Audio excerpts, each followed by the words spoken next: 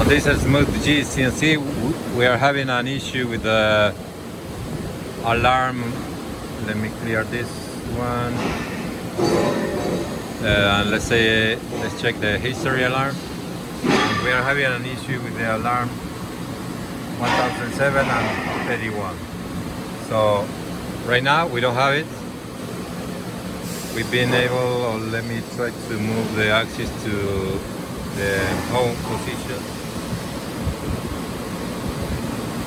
See, I can move the axis.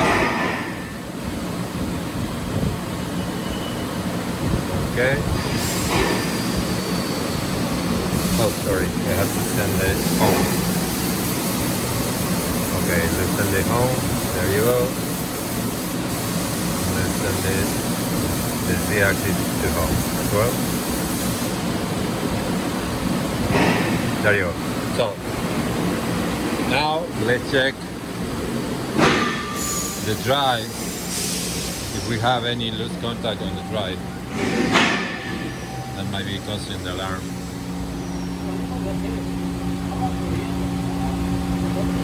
So there you go.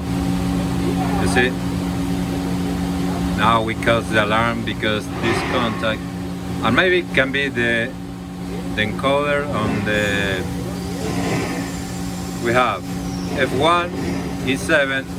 F1 is for the X axis, and F3 code 4D is for C axis. So maybe we have a loose contact on the encoder for the Z.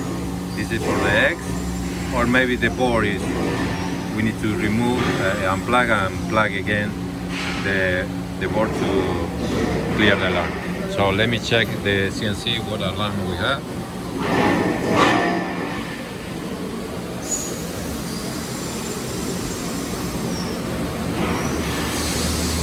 So we have alarm 33 servo malfunction. So let's go to diagnosis. And there you go. Okay.